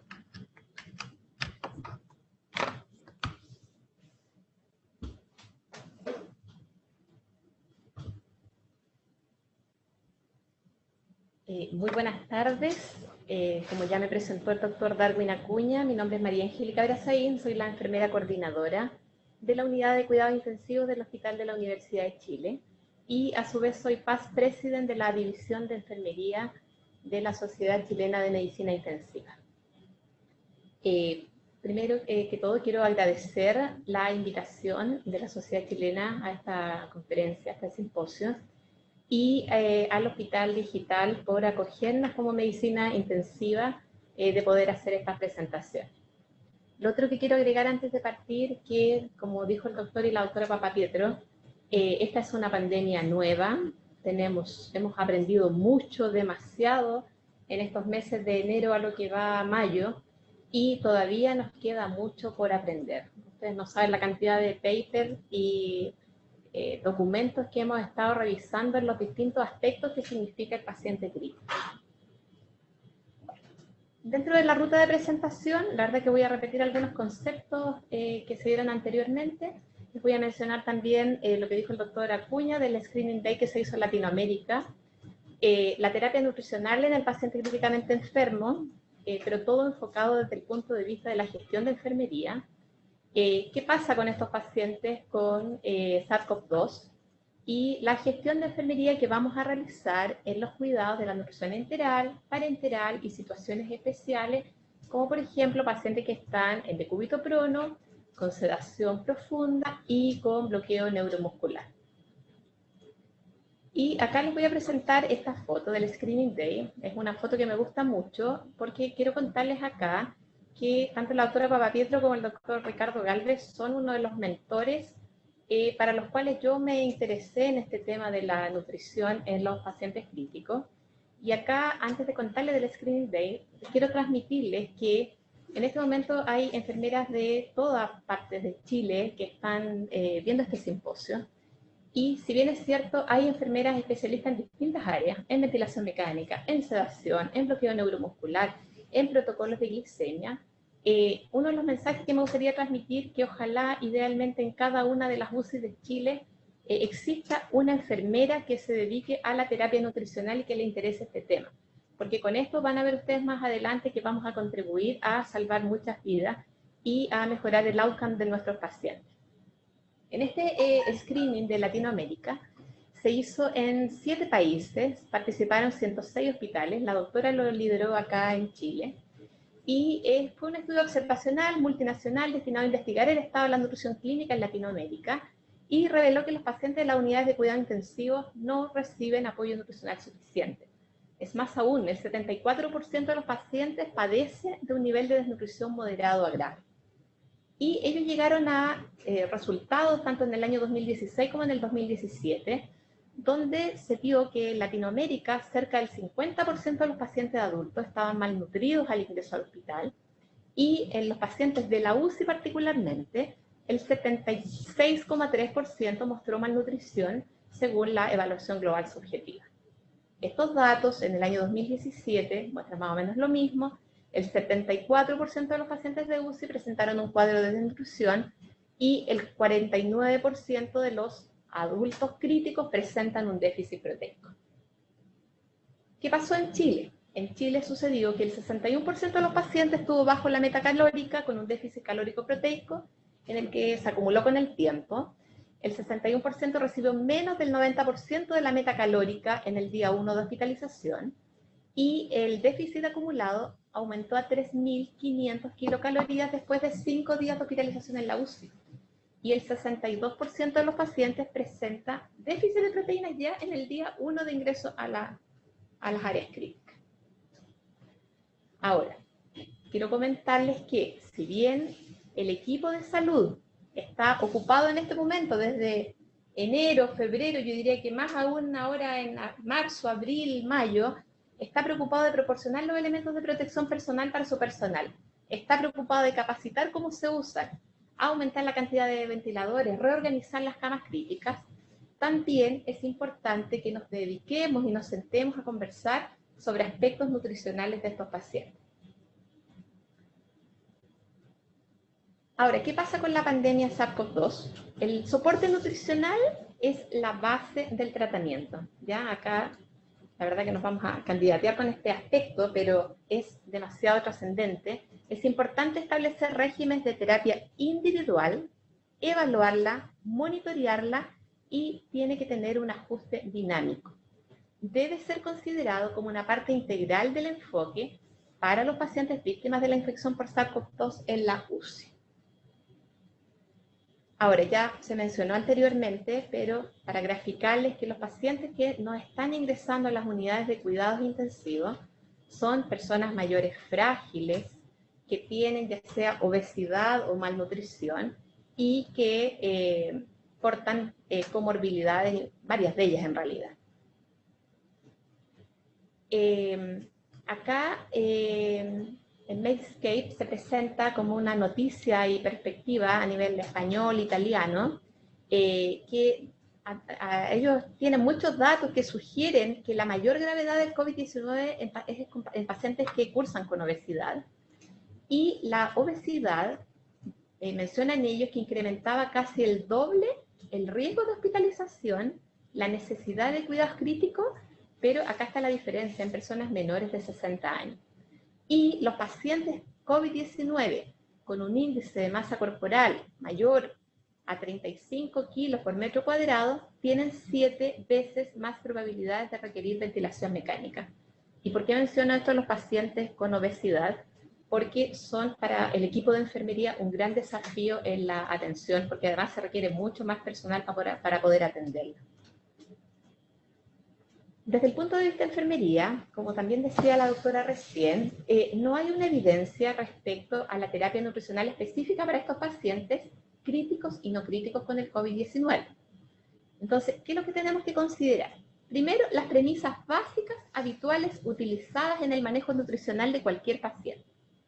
Segundo, lo poco que se conoce del manejo de los pacientes COVID-19, hay que basarse también en la experiencia propia que tenga cada centro. Tercero, es muy diferente los recursos con que cuenta cada centro, así como la presión asistencial según el número de pacientes infectados e ingresados. Y acá me quiero detener un segundo porque, si bien es cierto, todas las UCI de Chile hemos manejado pacientes en prono, con membrana de circulación extracorpórea, en este momento estos pacientes están concentrados en las unidades. Es el dato fino del día de hoy que a nivel país ya hay 7 pacientes conectados a membrana de circulación extracorpórea y hay 75 pacientes pronados en el territorio nacional. Entonces, de ayer, que eran 68, hoy día que son 75, ya 7 pacientes pronados. Y debemos incluir en esto la capacitación continua del personal que atiende a los pacientes COVID-19. Por lo tanto, sigo insistiendo que la terapia nutricional debe ser una parte integral en el manejo terapéutico de estos pacientes graves. Y acá, solo a modo de ejemplo, me pareció interesante este algoritmo de tratamiento nutricional en el enfermo crítico. Lo presenta la Sociedad Española de Medicina Crítica y Unidades Coronarias, con el aval de CEMTE. Y ellos manifiestan que en los pacientes graves con SARS-CoV-2, ellos establecen como 2 grandes algoritmos. Uno es en pacientes con ventilador mecánico no invasivo, que quiero mencionar que para nosotros hasta hace pocos días la ventilación mecánica no invasiva no está indicada en los pacientes con COVID-19, pero también el doctor Tomás Regueira dejó claro ayer que si era necesario en las unidades conectar a pacientes a ventilador mecánico no invasivo, en algún momento había que hacerlo. Sí se está usando lo que es la cánula nasal de alto flujo, y ¿qué es lo que recomiendan ellos? Que si la ingesta oral es pobre o nula, de suplementos proteicos 3 a 4 veces al día, así como en una forma bien general. Y que recomiendan en relación a la ventilación mecánica invasiva, y ellos hacen este flujograma donde mencionan que si el paciente está en prono y puede recibir alimentación enteral, que la reciba. Si no tiene una desnutrición documentada a su ingreso, siga con esta nutrición enteral. Y si el paciente no tenía esta desnutrición a su ingreso, entonces básese en el índice de masa corporal. Y por el otro lado, si es necesario en la ventilación mecánica invasiva que no puede recibir la nutrición enteral, entonces suplemente con la nutrición parenteral complementaria, que es lo que explicaban recién los doctores anteriormente. Y ahí hay un celular donde dice: siempre trate de llamar al intensivista o al nutriólogo para pedir una sugerencia en relación al manejo de su paciente en el aspecto nutricional. Entonces, se recomienda sin duda la monitorización del soporte nutricional, y en los pacientes que ya están saliendo de las áreas críticas o que están empezando a alimentarse vía oral, aún así se recomienda mantener la nutrición enteral por sonda hasta que sea posible alcanzar mayor del 60% de los requerimientos por vía oral. ¿Y qué es lo que ocurre durante la hospitalización de los pacientes? ¿Por qué este estado que puede venir previamente deteriorado, por qué se puede seguir deteriorando?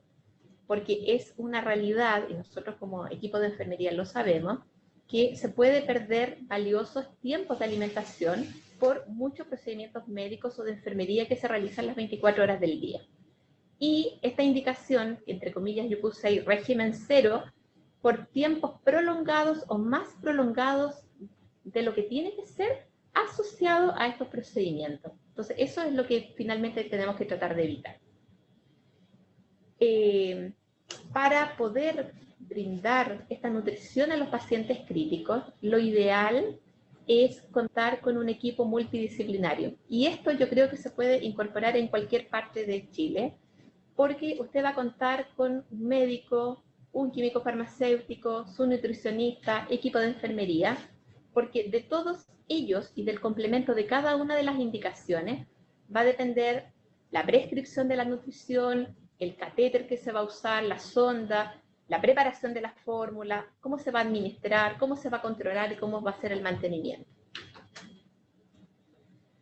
Ahora, ¿qué es lo que quiero graficarles yo en esta imagen? Que la gestión de enfermería en las unidades de paciente crítico, particularmente en las UCI, yo les decía anteriormente que era un desafío para la gestión de enfermería, porque la enfermera tiene que estar, o el enfermero tiene que estar preocupado de lo que es la membrana de circulación extracorpórea, las terapias de reemplazo renal continuo, realizar balance hídrico, prevenir eventos adversos, la prevención de infección asociada a la atención en salud, atender el ventilador mecánico, ya sea invasivo o no invasivo, la cánula de alto flujo, de los protocolos, de llevar a cabo correctamente el protocolo de sedación, analgesia, prevención de delirium, monitoreo hemodinámico, administración de medicamentos, la toma de exámenes que acaba de mencionar la doctora, la humanización de los cuidados sin duda, pero ahí hay un aspecto que yo lo dejé arriba en el extremo superior izquierdo, que tiene que ser uno de estos aspectos fundamentales, la nutrición tanto enteral como parenteral en el quehacer diario de enfermería. Entonces, la gestión del cuidado de enfermería, sin duda, y está descrito, hay varios artículos que están en fase de revisión en Taiwán, en España y en Italia, que están describiendo a las enfermeras lo que ellas pueden contribuir con su gestión a mejorar el outcome de los pacientes. ¿Por qué? Porque pueden contribuir a disminuir la morbimortalidad, que disminuyan las secuelas y que se disminuya la estadía en las UCI, y también podemos contribuir a que los pacientes tengan una mayor recuperabilidad, una mejor cicatrización y una mejora de la respuesta inmune, contribuyendo con nuestra labor. Por ende, ¿qué es lo que vamos a hacer? Primero, intentar protocolizar la administración. ¿De qué? De la nutrición enteral en su centro, de la nutrición parenteral, y protocoliza situaciones especiales como la que estamos viviendo ahora. Y también se dice que tenemos el deber de velar porque la nutrición se haga, se inicie la nutrición, se mantenga, se realice la supervisión en el cumplimiento de la terapia que el intensivista o el equipo de nutrición intensiva nos está indicando. Y se habla de que debemos monitorizar esta terapia en las 24 horas del día que estamos al lado de la cama de los pacientes. Entonces, si bien es cierto, ahí hay una foto donde está mostrando un COVID en las manos, así como está en nuestras manos prevenir las infecciones, también está en nuestras manos cumplir con la terapia nutricional indicada para nuestros pacientes. ¿Y cómo lo vamos a hacer? Primero, no puedo dejar de mencionar, es que tenemos que preocuparnos de lo que significa la higiene de manos, en los 9 pasos, ya que salvar vidas está en nuestras manos y es la primera premisa que vamos a considerar antes de realizar cualquier gestión de enfermería. Segundo, es trascendente que usted use en forma correcta los elementos de protección personal. Y esto es por su autocuidado y por la protección de sus pacientes. Este uso correcto de los elementos de protección personal se recomienda que sea con una supervisión en espejo, que alguien esté mirando cómo usted instala sus elementos de protección los elementos de protección y cómo se retira estos elementos, porque está descrito que en el retiro de los elementos de protección personal es donde está la fase más peligrosa de que uno pueda contagiarse. Entonces, sabiendo que tenemos que higienizar nuestras manos, usar en forma correcta los elementos de protección personal, vamos a ingresar a la sala de nuestro paciente COVID y la recomendación es que al ingresar intente concentrar los procedimientos.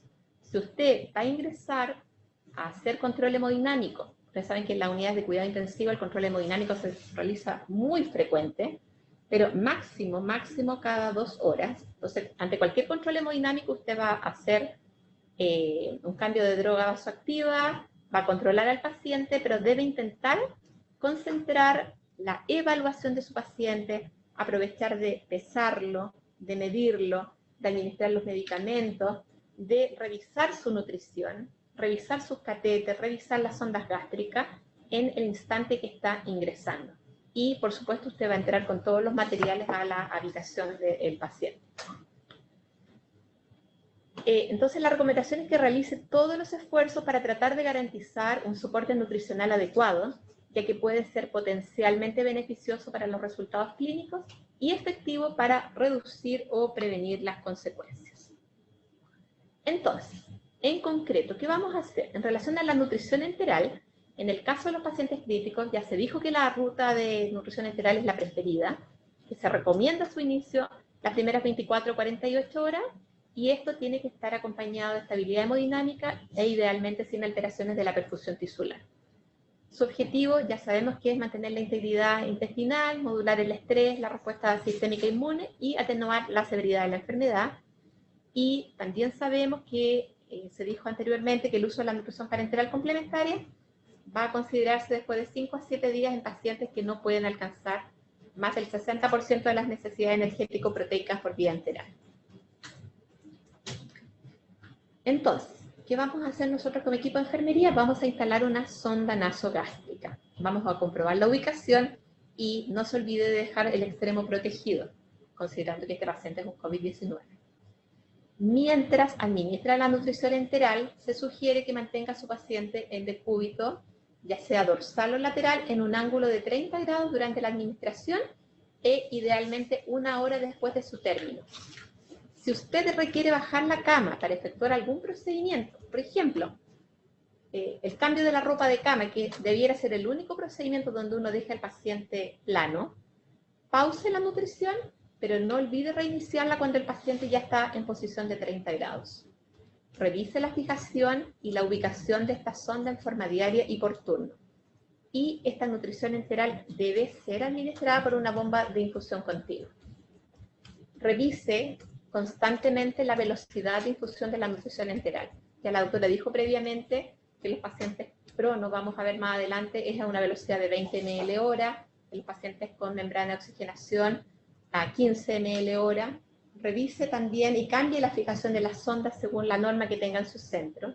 No detenga la nutrición enteral por periodos prolongados.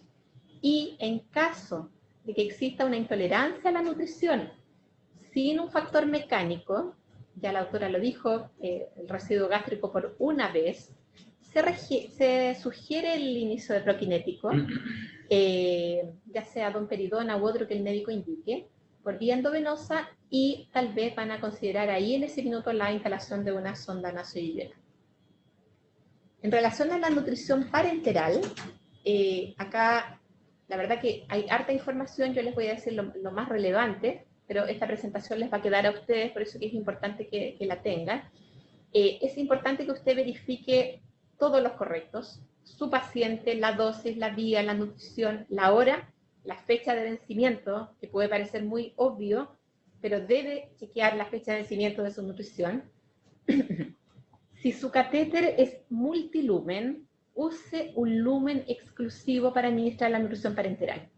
Y esto usted lo debe hacer en su institución, se deben poner de acuerdo y deben normarlo. Y así usted va a rotular el lumen de su catéter, le va a poner nutrición parenteral al proximal, al distal o al medial, el cual van a normar en su institución. Considere estrictamente las normas de asepsia para todo el proceso de manipulación de la nutrición parenteral en relación a su instalación, mantenimiento, cambio o retiro. No desconecte nunca la nutrición parenteral, solo hasta su próximo cambio. Tal como decían anteriormente, si el paciente va a pabellón, usted va a mandar al paciente a pabellón con la nutrición parenteral. Y si aquí hay que hacer una educación también con el equipo de anestesistas que reciben a los pacientes en pabellón para que ellos no retiren las bolsas de nutrición parenteral y no se pierda este circuito cerrado. Los equipos de fleboclisis reemplázanlos cada 24 horas. También la nutrición parenteral debe ser administrada por infusión continua. Y como equipo de enfermería debemos realizar un control de glicemia seriado para mantener rango entre 140 y 180 miligramos por decilitro y siga su protocolo de administración de insulina para control de la hiperglicemia en los pacientes críticos. Tome muestras de exámenes de laboratorio. Efectúe un monitoreo de los triglicéridos, nitrógeno ureico, sobre todo en orina, para evaluar el aporte proteico, electrolitos, incluido también fosfato, potasio y magnesio, todo esto según la indicación médica. Si en su centro usa fórmula magistral a la medida del paciente, revise que el rótulo corresponda a su paciente. Si su centro usa fórmulas prellenadas, conecte el equipo de fleboclisis al catéter venoso central con una técnica séptica y, por favor, no adicione nada a esta bolsa. Si usted está usando fórmulas prellenadas y a su paciente hay que administrar vitaminas y oligoelementos, prepare una infusión aparte, que la puede preparar en 100 ml en 4 horas y administrarla, pero no rellene la nutrición con estas vitaminas. Realice un balance de ingresos y egresos, registre hora de inicio y término de la nutrición y revise continuamente a su paciente.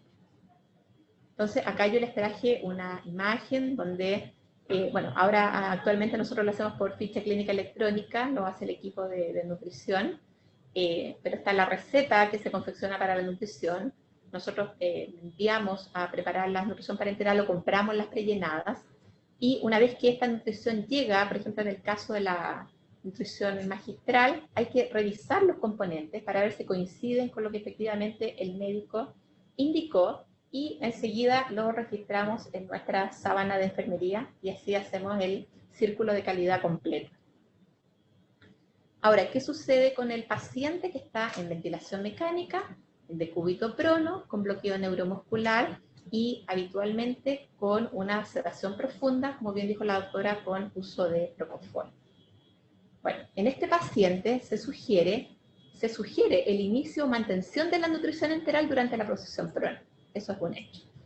Registre la posición de la sonda nasoenteral. mantenga la cabeza elevada en ángulo de 25 grados y observe cuando usted ingrese a la unidad del paciente si hay presencia de alimentación en la cavidad oral. Compruebe siempre la ubicación de la sonda, la permeabilidad, la fijación. Cuando vayan a hacer la maniobra de prono, se recomienda que se suspenda 1 o 2 horas antes de la maniobra de prono la nutrición enteral y 1 hora antes de retornar a la posición supino. En el caso que la sonda sea nasoyunal o transpilórica, no es necesario detener la alimentación enteral. Aspire la sonda nasogástrica con toda la precaución y en este caso ya no se está valorando el residuo gástrico. Posterior a la pronación, reinicie todo lo que el paciente usted dejó detenido en ese momento, no desconectado, así como las drogas, la terapia de reemplazo renal continuo. Y a modo de conclusión, estas son recomendaciones que han surgido de la población española. El soporte nutricional debe ser una de las medidas centrales del tratamiento integral para los pacientes COVID-19. La mayoría de las pautas actuales recomiendan una evaluación temprana del riesgo nutricional y establecen objetivos del soporte nutricional. ESPEN sugiere que la terapia nutricional debe ser considerada tras 48 horas de estancia en la UCI. Los indicadores a monitorizar incluyen principalmente energía y proteínas y el mantenimiento del equilibrio de los líquidos. Y debido a las características de los pacientes que ellos ingresaron, que en general eran pacientes mayores de 70 años, con pérdida de conciencia, que tenían cuidado oral deficiente, posición prona, reflujo gastroesofágico, ellos consideran estar siempre evaluando el riesgo de broncoaspiración y la pérdida de protección de la vía respiratoria. Y por último, considerar que el equipo de salud, pese a toda la tecnología que hay en las unidades de cuidado intensivo, los equipos, las maquinarias, los ventiladores mecánicos, no olvidemos que siempre hay un paciente que está ahí, que puede ser un hijo, el padre, la madre, por lo tanto es relevante lo que significa la atención de los cuidados humanizados y poder que este paciente nos escuche pese a todo el escudo facial, la mascarilla, el gorro, que sepa que hay una persona ahí que la está cuidando, que la está entendiendo. Y si usted puede intentar que se comuniquen de alguna manera con la familia bajo las normas de prevención de infecciones asociadas a atención en salud, por favor, háganlo. Muchas gracias.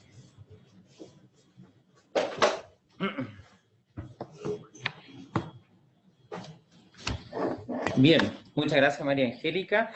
Han sido muy interesantes las presentaciones, creo que hay varias cosas que discutir y por lo tanto vamos a partir una pequeña mesa redonda acerca de las preguntas que ha hecho nuestra audiencia acerca de este tema. Me gustaría partir comentando algunos aspectos que son como en el fondo prácticos finalmente del funcionamiento de la terapia nutricional en los hospitales. En general uno ha ido potenciando sobre todo el concepto de trabajo en equipo en este tema, en el sentido de que es un trabajo de equipo que es interdisciplinario. Hemos ido incorporando cada vez más gente y de distintos ámbitos de la medicina en este tema. Es así como ahora no solo el médico trabaja en esto, sino que tenemos el trabajo de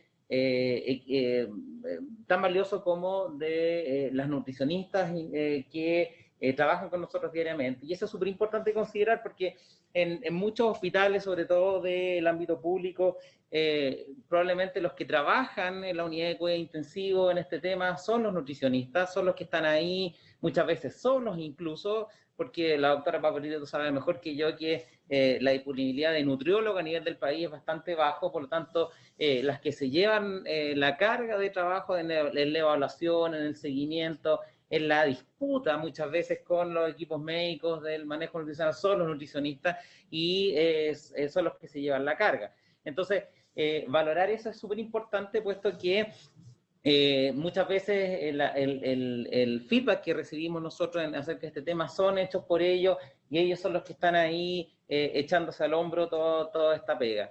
Y aparte de eso, hemos incorporando, bueno, el trabajo de enfermería, que es clásico, ¿cierto? Puesto que en el fondo ellos son muchas veces los que monitorizan y nos apoyan un poco en este cuento. Y además, últimamente hemos ido incorporando a los farmacéuticos clínicos, al equipo de fonoaudiología, que son súper importantes en las evaluaciones de trastornos, sobre todo de disfagia, y por supuesto asociado a lo que va a ser el proyecto nutricional del paciente, sobre todo después de la UCI, como decía la doctora Papaprietro. Entonces, este equipo que hemos ido formando, que es un equipo interdisciplinario y que nos apoya en todo este proceso, es demasiado importante, y eso es lo que uno incentiva en el fondo a formar equipo en este tema para que nuestros pacientes obviamente sean los beneficiados. Queríamos partir entonces con algunas preguntas. Queríamos preguntarle entonces a la doctora Papaprietro, que hubo harto temas sobre esto, que es partir un comentario específico, porque se ha visto, o ya sea por información más informal, por la línea de información informal, acerca del tema de la vitamina D en estos pacientes. Entonces, quedó algo de duda, cómo, en el fondo dudas como cómo, cuánto, por cuánto tiempo, y si tienen una indicación real, digamos.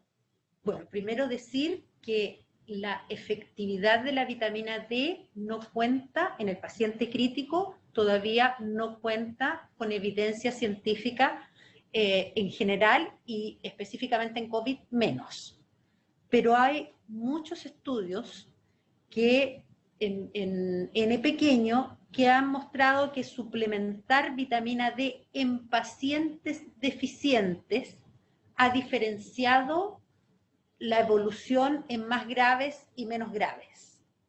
Entonces, desde este punto de vista, lo que se preconiza por algunos grupos es medir la vitamina D de los pacientes, y en aquellos en que la vitamina D esté deficiente, suplementarlos en la forma habitual que se suplementa un paciente deficiente en vitamina D, que es aportarle semanalmente 50.000 unidades de eso. Como los pacientes no van a estar tantas semanas, también se puede hacer con 100.000 unidades a la semana.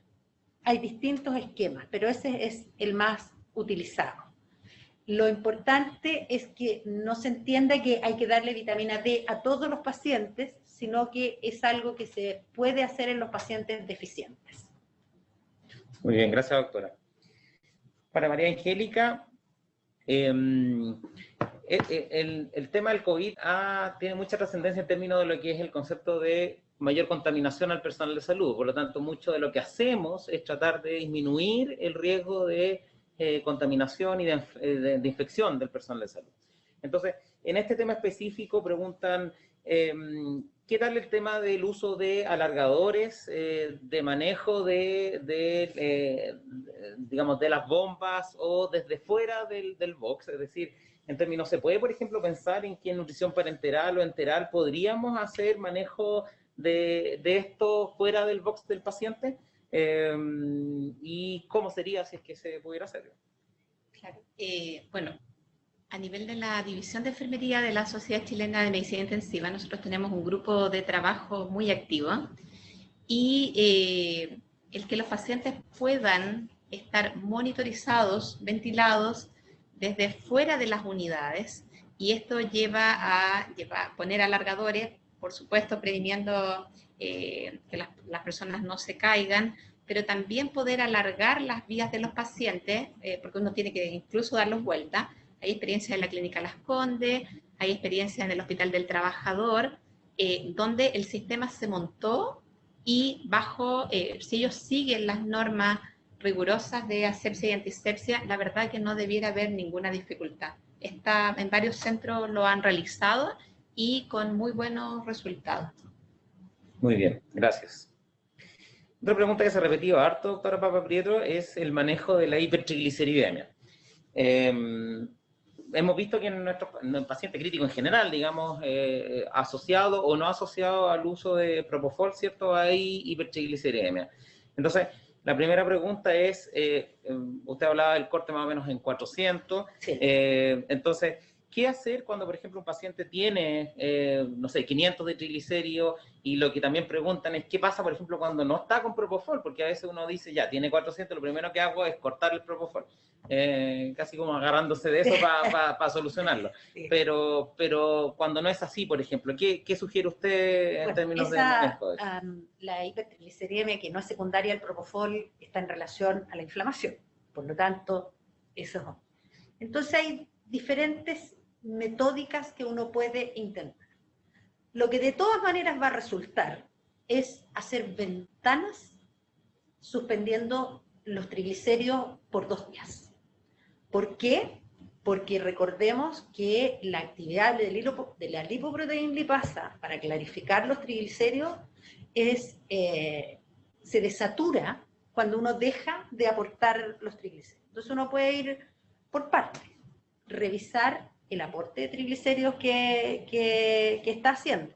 Recordemos que especialmente en las nutriciones tricamerales o prellenadas, a veces las bolsas traen un aporte de lípidos alto acorde al peso del paciente. Entonces, primero revisar el aporte puede ir entre 0,7 y 1 gramo por kilo, pero a lo mejor 1 gramo por kilo es mucho para la capacidad, entonces lo puede bajar. Si ya usted está hablando de que está dando un aporte bajo por kilo, hay pacientes que reciben 0,4 gramos por kilo y tienen una hipertrigliceridemia, ¿dónde más lo voy a bajar? En ese caso, usted puede hacer una ventana de 2 días. Otra posibilidad es adicionar omegapen. Y digo omegapen porque es el único que hay para el uso intravenoso. Entonces tenemos, primero hay que ver cuánto está recibiendo el paciente por kilo de peso. Si es más de 0,7, probablemente con reducirlo a 0,4, 0,3 por kilo, baje. Segundo, puede usted adicionar lípidos omega 3 al aporte. Tercero, puede hacer una ventana que habitualmente de 1 día lo ayuda, pero no es, con 2 días en general responde muy bien. Y un detalle no menor es el control de la hiperglicemia. No nos olvidemos que el paciente que está hiperglicémico también va a tener una dificultad y va a aumentar los triglicéridos, de tal manera que indirectamente, pero no es menor, tiene que mirar el control glicémico que no esté fuera de o muy alto en su paciente. Eso es lo que recomiendo. Muy claro. Hay otras preguntas también, y que eso no es una pregunta solo de este simposio, sino de las que escucha uno habitualmente, es el temor que hay de la alimentación en prono, digamos, que eso, porque en el fondo hay bastantes mitos en relación a su uso. Entonces, Ana Angélica, preguntan si acaso el prono no aumenta objetivamente el riesgo de aspiración con la sonda nasogástrica. Entonces hay dudas de si, por ejemplo, es necesario aumentar el control de residuos, si hay que avanzar la sonda definitivamente nasoyunal, o incluso preguntan si definitivamente no hay que nutrir. Entonces, reforzar un poco ese concepto del riesgo asociado al prono. A ver, lo primero que yo puedo mencionar en relación al prono, nosotros lo hacemos hace muchos años en la unidad de cuidado intensivo del Hospital Clínico de la Universidad de Chile, es un tema de experiencia. Y es un tema de un equipo capacitado, ¿ya? Yo sé que hay muchos centros de Chile que recién, hace pocos días, están pronando pacientes y es su primera experiencia en hacerlo. Y por eso se agradece que las semanas anteriores han habido clases de bloqueo neuromuscular, prono, sedación. Entonces, idealmente que alguien del equipo siempre tiene que liderar esta maniobra, ¿ya? Habitualmente es el médico, acompañado con la enfermera. Se recomienda que, como dijo la doctora anteriormente, por eso yo no lo repetí, usted en posición supino tiene que preparar a su paciente. El pronar a un paciente es una urgencia, pero usted tiene que darse el tiempo de prepararlo, ¿ya? Eso significa instale la sonda nasogástrica, realice la curación de los accesos vasculares, proteja la piel del paciente para que no tenga lesiones por presión, y una vez que usted tenga todo lo que es de enfermería preparado, entonces prepare a su equipo de trabajo para poder realizar la maniobra.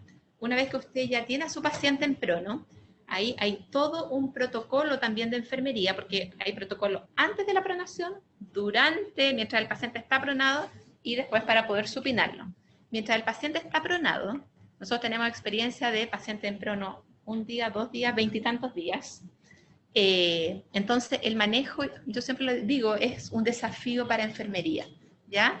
Porque son muchos los detalles que uno tiene que estar preocupada de este paciente. Y es así que si usted va a instalar una sonda, instaló la sonda nasogástrica, le colocó la nutrición enteral indicada, chequeó la bomba de infusión continua. Entonces, en el momento que usted tenga que cambiar la nutrición enteral, idealmente debe ser la enfermera la que lo haga y la que lo chequee. Sé también que en este momento la presión de las unidades de cuidado intensivo es muy alta, ¿ya?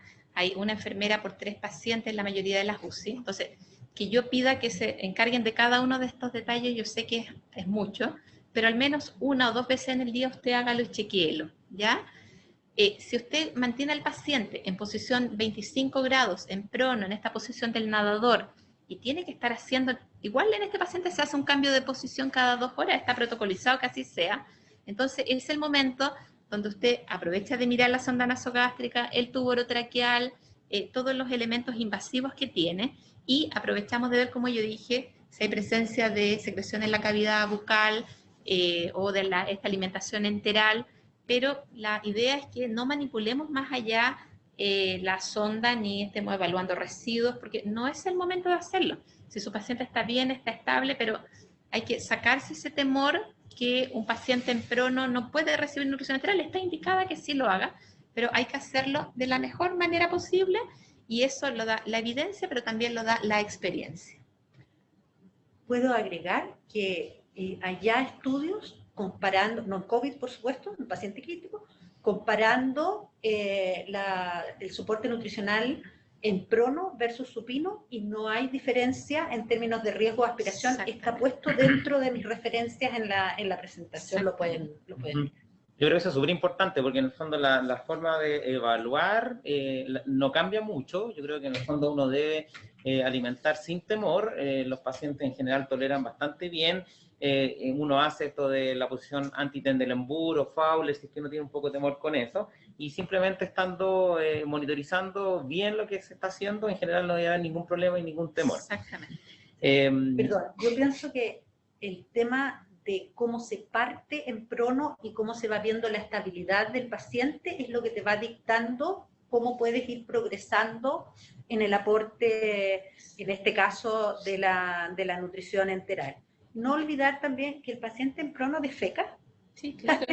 Exactamente, como todos los pacientes. Entonces, el tema de vigilar la frecuencia defecatoria de un paciente crítico, deberíamos ir acostumbrándonos a que es muy importante. Sí, es parte de su organismo. Hay otras preguntas también acerca de bloqueo neuromuscular. Ahí voy a aprovechar de contestar yo. Preguntan, por ejemplo, cuál es la indicación de inicio de nutrición en pacientes con bloqueo y, en el fondo, cómo avanzar. La verdad que no hay muchas diferencias, es lo mismo, en el fondo. Hay que considerar que muchos de estos pacientes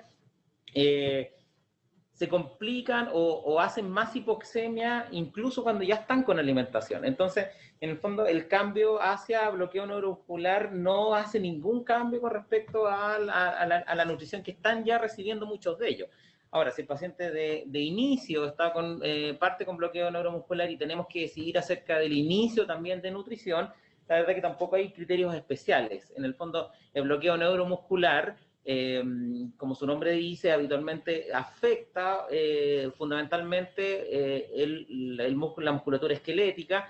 Por lo tanto, todo lo que tiene que ver con, donde también hay bastante mito, con el fondo el hilo asociado o la alteración del tránsito intestinal, no se ve mayormente afectado por el bloqueo neuromuscular, y el hilo está es secundario a otras situaciones como el reposo, el uso de altas dosis de opiáceos, etcétera. Por lo tanto, el hecho de que un paciente ocupe bloqueo neuromuscular no tiene que ver con que el paciente vaya a tener más riesgo de intolerancia a la alimentación. Por lo tanto, los criterios de inicio de la alimentación se mantienen en estos pacientes, ojalá 24 o 48 horas en un paciente reanimado y bien perfundido, y no prolongarlo por el hecho de usar bloqueo neuromuscular y menos el prono, como lo hemos reforzado durante este rato. Así que por favor no tengan más aprensiones por el hecho de estar bloqueado con respecto al inicio de la nutrición, especialmente la enteral, ¿cierto?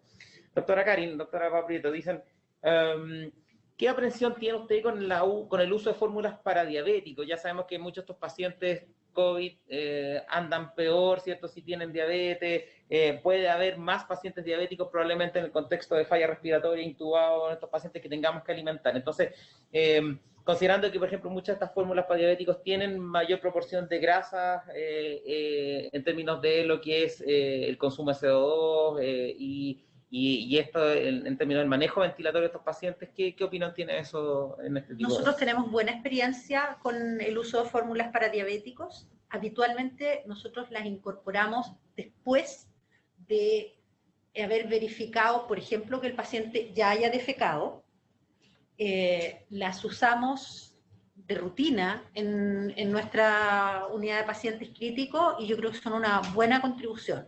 En general, nuestro protocolo es partir con una fórmula polimérica, no para diabéticos, de 1 caloría por ml. Con eso partimos las nutriciones enterales en todos los pacientes críticos para verificar la tolerancia y empezamos a avanzar y rápidamente cambiamos a la fórmula para diabéticos.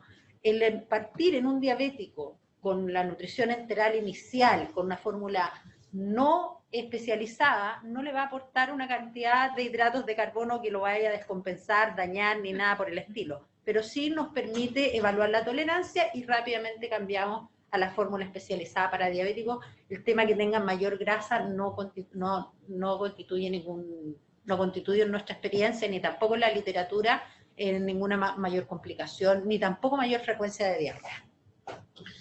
Ok. María Angélica, otra pregunta que se repite siempre, y esa a lo mejor un poco abierta a los tres, el famoso tema de los residuos gástricos, en el fondo, el volumen de residuos gástricos. Reforzar un poco ese tema porque siempre hay dudas, por ejemplo, en la cantidad de veces que hay que medirlo, o, por ejemplo, si hay que suspender la nutrición antes o reiniciarla después. Y en el fondo cómo tomar las decisiones acerca de los volúmenes, digamos, porque a veces, claro, se toma una vez al día, pero no sé si tiene su importancia, o en el fondo, si yo lo tomo como corte 500 cc, pero si a lo mejor lo hago cada 4 horas, no voy a tener que, entonces en el fondo hay bastante dudas con eso. ¿Qué recomendación general se puede hacer en respecto a este tema? A ver, primero decirles que este tema de la administración de la nutrición enteral y parenteral, yo siento que ha sido como una evangelización a lo largo de Chile. Porque en las distintas partes donde nos ha tocado ir, nos han invitado, siempre hacen como la misma pregunta, hay como un tema con el residuo gástrico. Nuestra experiencia es que nosotros no tenemos tema con el residuo gástrico. No. Y tal como lo presentamos, cuando hay una medición que supera los 500 ml, en mi caso como enfermería, yo voy a avisarle a los médicos porque ellos inmediatamente van a hacer una evaluación del paciente y van a indicar los prokinéticos, domperidona u otra cosa, levosulpiride para poder tratarlo, pero no tiene que haber esta atención con los residuos gástricos.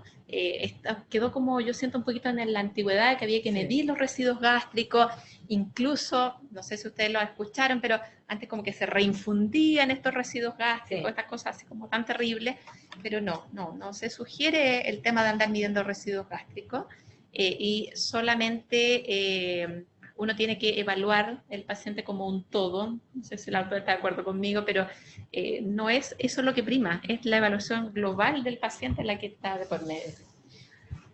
Doctora. Yo quisiera complementar, primero, la medición del residuo gástrico como un ritual, que es difícil de sacar. Desde el punto de vista de la nutrición, se está preconizando no medir residuo gástrico de cara a la nutrición, porque se probó que no servía para nada que no fuera dejar a la gente con menos nutrición. Sin embargo, la medición del residuo gástrico de cara a analizar el contexto clínico del paciente tiene otra utilidad. Y la primera es decirme si necesita que le dé prokinéticos. Va a ser muy difícil que uno sepa que le va a indicar prokinético sin que el paciente vomite, si no tiene el residuo gástrico. Entonces, eso es diferente. Y cuando el paciente tiene necesidad de prokinéticos, uno tiene la obligación de mirar otros parámetros clínicos. Entonces, ¿qué hacemos cuando la enfermera nos dice, estamos con un residuo gástrico de 500 o de 480 o de 700? Yo lo primero que voy a mirar es cuántas deposiciones tiene el paciente. Y normalmente cuento las hojas hacia atrás y empiezo, oye, 6 días que este paciente no ha defecado. Exactamente.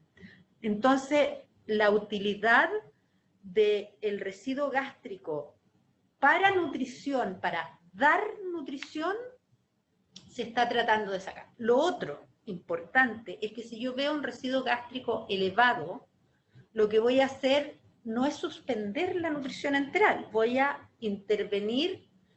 Probablemente el protocolo nuestro dice, si usted tiene residuos gástricos elevados, use prokinéticos, asegúrese que defeca. Si a pesar de los prokinéticos el residuo gástrico sigue estando 400, 500, entonces ponga una sonda nasoyeyunal, lo cual no es válido para el paciente COVID, es válido para el paciente crítico en general. Entonces orienta a cómo optimizar la nutrición, porque de lo contrario la gente se asusta y se tiene 400, no le doy. Entonces esto permite que uno avance en una mirada general. Pero en todas las sociedades de críticos se está diciendo, mire, no mida el residuo gástrico porque no sirve para nada. Eso va a ser difícil sacarlo porque es como un ritual. Por lo tanto, mientras se sigue haciendo, creo que hay que cambiar la mirada del residuo gástrico a ver cómo lo utilizo para optimizar mi soporte nutricional en vez de disminuir claro. Lo que... Exactamente. Esa es la mirada. Bien, pues vamos a ir concluyendo este simposio. Quisiera que muy brevemente hiciéramos los tres una última reflexión con algún mensaje específico que quisieran dejar para este tema que nosotros consideramos que es muy relevante, pero que yo creo que todavía hay trabajo por hacer en poder generar esa relevancia en los equipos de salud. Entonces quisiera dejarlas con, no sé, 30 segundos para que puedan dar un mensaje final en relación a este tema. Respecto de la relevancia, respecto de la mortalidad, la intervención nutricional en el paciente crítico y la mortalidad podría todavía ser cuestionable. Lo que no es cuestionable es que ya muchos estudios muestran que lo que se hace durante la primera semana de hospitalización en una unidad de cuidados intensivos va a repercutir en la rehabilitación 3 y 6 meses después de nuestro paciente. Todo el dinero que gastamos, todo lo que se hace por sacar adelante el paciente, debería durar al menos más que 3 o 6 meses. De tal manera que en el paciente obeso, que es tan frecuente mirarlo y decir que está gordito, así que le va a hacer bien, puede esperar, no lo hagamos. Porque está probado que eso le disminuye capacidad de movilización y calidad de vida una vez que el paciente está fuera de la unidad de cuidados intensivos. Súper importante. ¿María Angélica? A ver, 2 puntos importantes, como estamos en tiempos de pandemia. El primer punto relevante que quiero tocar es que el personal de salud se cuide. Quiero reforzar lo que es el autocuidado, porque en este momento hay muchos pacientes, cada día hay más pacientes en la unidad de cuidado intensivo y necesitamos de su presencia para que sigan aportando con su atención en ellas. Segundo, es que, como mencioné en mi presentación, la nutrición de los pacientes debe ser uno de los puntos relevantes en la atención de la gestión del cuidado de enfermería, ¿ya? Y quiero reiterar que así como hay enfermeras especialistas en distintas áreas en los intensivos, porque son temas que las motivan, que les gusta, que lo manejan muy bien, insisto en que el tema de la nutrición tiene que ser un tema prioritario en la recuperación del paciente por todo lo que vimos en nuestra presentación. Gracias, María Angélica. Yo quisiera redondear en que y insistir en el concepto de trabajo en equipo. Yo creo que en el fondo esto no es el tema de uno solo. creo que en el fondo el trabajo que hacemos permanentemente con el resto del equipo de salud y específicamente en nutrición con las nutricionistas y nutricionistas varones ha hecho de que podamos avanzar cada vez más en este tema, instarlos a seguir haciéndolo, a formar equipos y a formar equipos dentro de los equipos protocolos de manejo que nos permitan poder avanzar en este tema. Claramente, yo lo digo como médico, la nutrición no es algo que los médicos desarrollemos mucho en nuestra práctica habitual, sobre todo en los intensivos, por lo tanto, los equipos de nutrición van a facilitar el trabajo clínico con todas sus recomendaciones. Lo ideal es tener doctoras como la doctora Papa Prieto que se pasee por todos los hospitales de Chile dejando recomendaciones, sin embargo no la tenemos. Por lo tanto, ahí es donde tenemos que generar interés en la nutrición que es tan relevante en estos pacientes y hacer que todos trabajemos, no dejar solo el equipo de nutricionistas, sino que trabajar con médicos, trabajar con enfermería, con kines, con kines sobre todo en el tema de rehabilitación precoz y movilidad temprana, y los equipos de fonoaudiología para el estudio de IFAGE y otras consecuencias asociadas al paciente crítico per se. Instarlos a eso, instarlos a que sigan trabajando, a darle importancia a la nutrición que se merece y en este tiempo de pandemia también cuídense mucho, que es lo que claramente va a determinar que podamos seguir atendiendo a nuestros pacientes. Quiero agradecer al equipo que estaba presente, quiero agradecer al Hospital Digital, a los que nos acompañaron hoy día, doctor Paparito, muchas gracias por acompañarnos, María Angélica lo mismo, y nada, pues sigan acompañándonos en esta serie de capacitaciones que vamos a ir teniendo día a día a través de Hospital Digital y la Sociedad Chilena de Medicina Intensiva. Buenas tardes a todos. Buenas tardes.